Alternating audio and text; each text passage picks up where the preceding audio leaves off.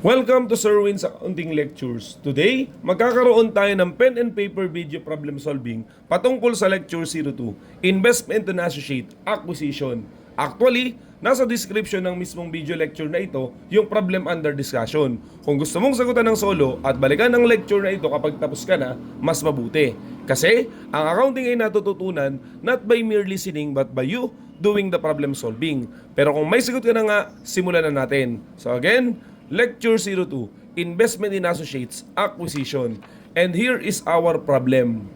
At the beginning of the current year, bombastic company purchased 40% of the ordinary share of another entity for 3.5 million when the net asset acquired amounted to 7 million.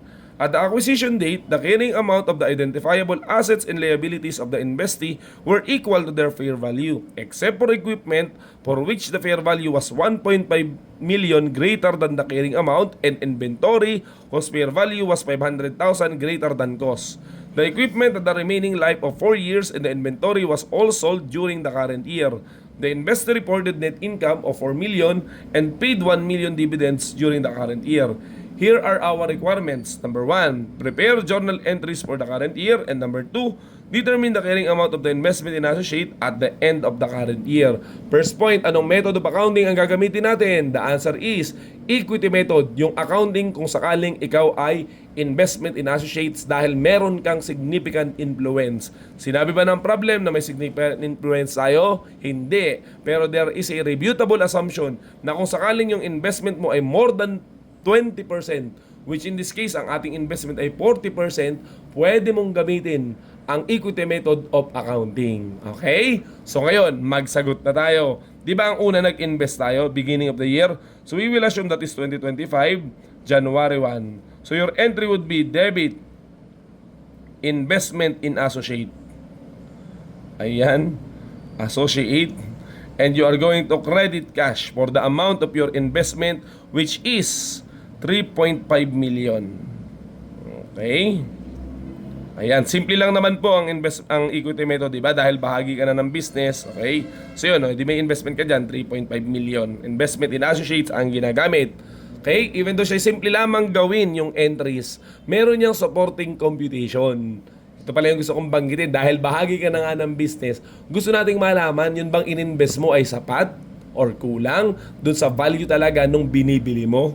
Okay, para mas maunawaan, gawin na lang po natin. Hindi ba ang iyong ibinayad o yung tinatawag na acquisition cost dun sa investment mo ay 3.5 million? Ang tanong kasi dito, sapat ba to or kulang dun sa value nung binibili mo? Napasobra ba yung ibinayad mo or napakonte? Okay, tingnan natin. Itong acquisition cost, ikukumpara mo dun sa carrying amount nung binili mo. So you have to compare this with the carrying amount of net asset acquired. Okay? Para malaman kung sobra ba or kulang ang ibinayad mo. Ang ibig sabihin, di ba 7 million talaga yung value ng business, sabi dito? At 40% doon yung binibili mo. So 7 million times 40%. So that is only 2.8 million. Therefore, there is an excess of cost. Ibig sabihin ng cost dito, acquisition cost, over the carrying amount ng investment.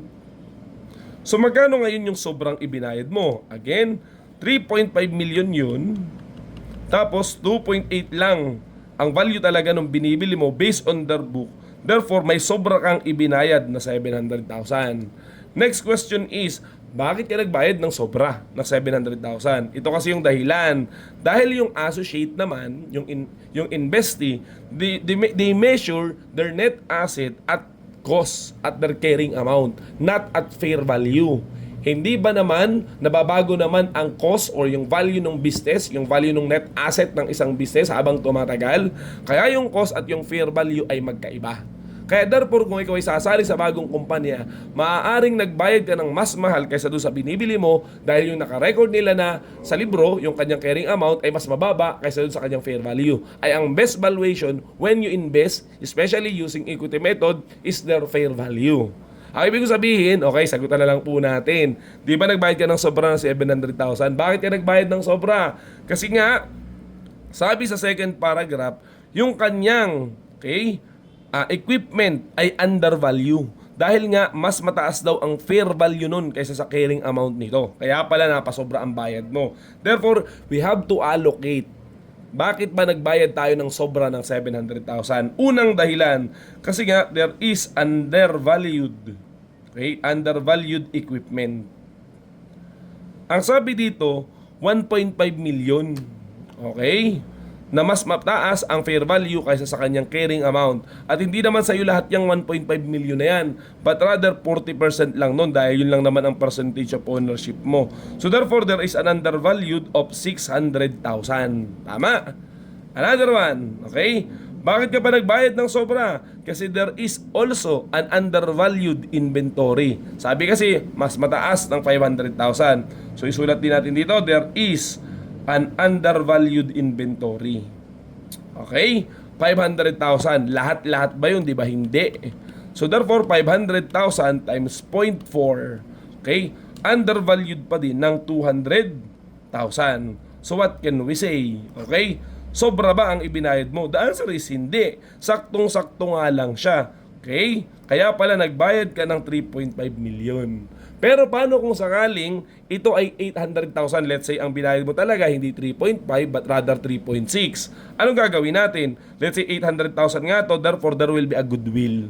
Yung goodwill, ibig sabihin sadyang sinobrahan mo yung binayad mo kasi naniniwala ka na maganda yung kumpanya, may goodwill siya. Pero sa accounting, hindi po yung lumalabas. Only sa computation lang. Sapagkat yung goodwill account ay hindi sa investment in associates lumalabas, but rather, yun ay kung sakaling merong control at hindi significant influence. Kung meron control, so ginagamit lang na yung account title na goodwill, okay, sa entry, kung sakaling ang meron ay investment in subsidiary. Pero again, pwede pong lumabas yung account title na goodwill kung sakali na mas mataas ito dito.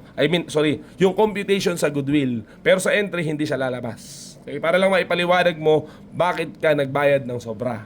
Okay? Gawin na lang natin. Tumuloy na po tayo. Ayan. So ngayon, January 1, nagpakita lang tayo ng computation pero walang effect yun dun sa entry. Tumuloy tayo.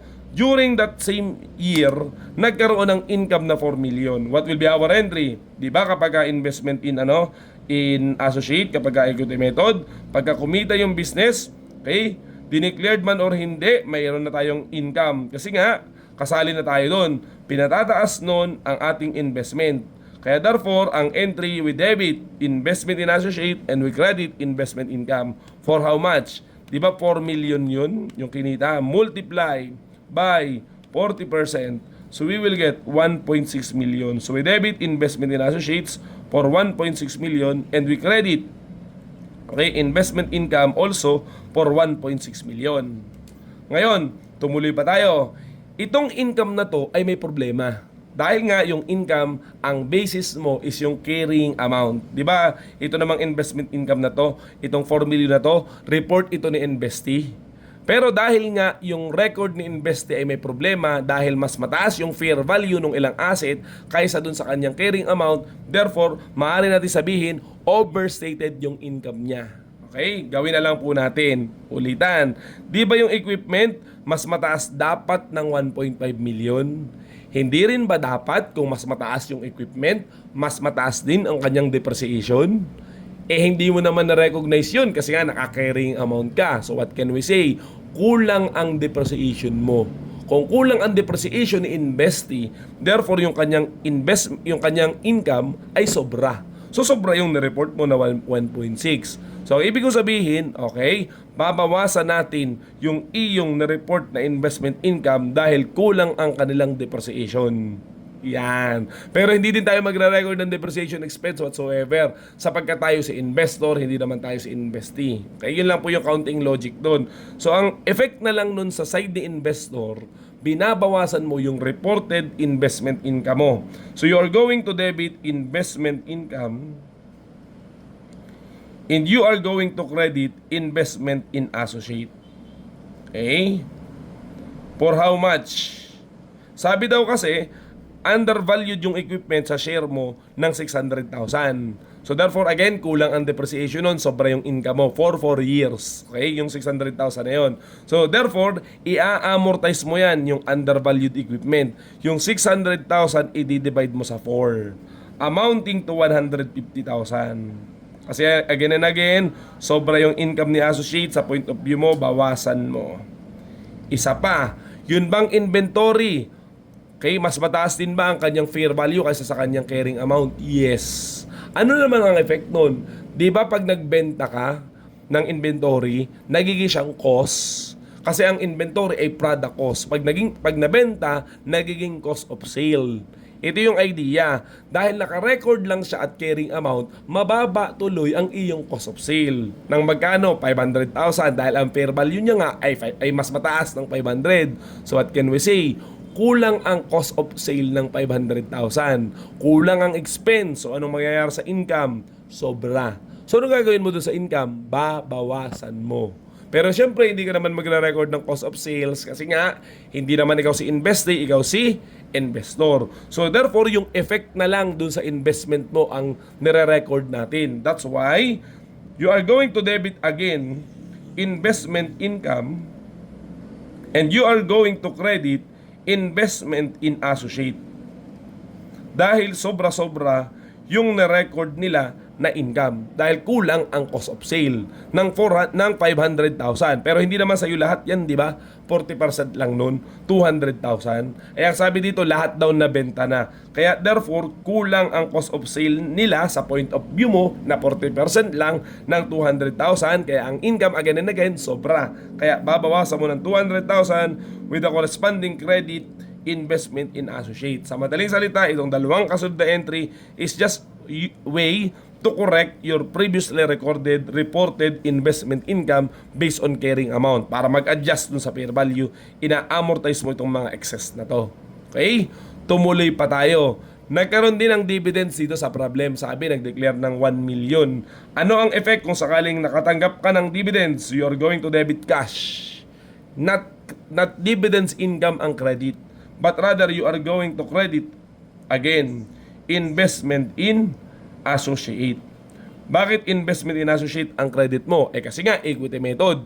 Pag namigay sila ng dividends as if nagsasauli sila ng investment mo. Dahil nagkaka-income ka, hindi pag nagbigay ng dividends, actually kahit hindi ibigay yan, may income ka na dahil nga kasali ka. Nagkakaroon ka ng income kapag ka nag-report sila ng net income dun sa kanilang income statement. Okay, tumuloy na tayo. So 1 million yung pinamigay na dividends. Ilan ang percentage of ownership mo dun? 40%. Kaya therefore, nakatanggap ka ng cash amounting to 400,000 at mababawasan ang investment mo also amounting to 400,000. Tapos na po yung requirement number 1, which is to prepare journal entries. Okay? Now, let's move on to answer number 2. We have to determine the carrying amount. So, ang carrying amount, syempre, nagsisimula siya sa beginning. Okay? Beginning balance. Magkano ba yung ating investment? Hindi po ba at 3.5 million? Okay? 3.5 million. Ngayon, kailangan nating i-add yung alin? Yung share in net income. Magkano ba ang share natin? Hindi ba't 1.6 kasi yan yung nakakredit? Ang problema, sobra nga yan. Kaya nagbawas tayo ng 150,000 at nagbawas ulit tayo ng 200,000. So parang sinasabi mo, ang totoo, ang tama mong income, 1.6 million minus 150,000 minus 200,000, you will get the correct your net income of 1,250,000. At syempre may ililess ka dyan, which is yung dividends mo na na-receive. Ang dividends na na-receive mo kaya nakakredit sa investment in associate is amounting to 400,000. So therefore, we will get the ending balance or the carrying amount. Carrying amount nung December 31 nung investment in associate account. So isolve po natin. Nagsimula sa 3.5 million. Nadagdagan ng correct share in net income na 1,250 at nagkaroon ng dividends na 400,000. Therefore, the balance of your investment in associate account at year-end is 4,350,000. I believe, yun na po yung entries dito sa investment in associate acquisition. Di ba? Okay? Sana meron ka natutunan, sana maliwanag na kung sakali may excess. Okay? Siya ay ina-adjust kung sakaling nagamit na yung undervalued equipment, depende sa useful life niya. Kaya dinivide natin sa 4. Pero yung inventory naman ay kung kailan nabenta. Sa case of problem natin, nabenta naman lahat. Okay? So, na-explain na naman yung kanina. So, sana ay may natutunan ka. So, yun lamang at maraming salamat.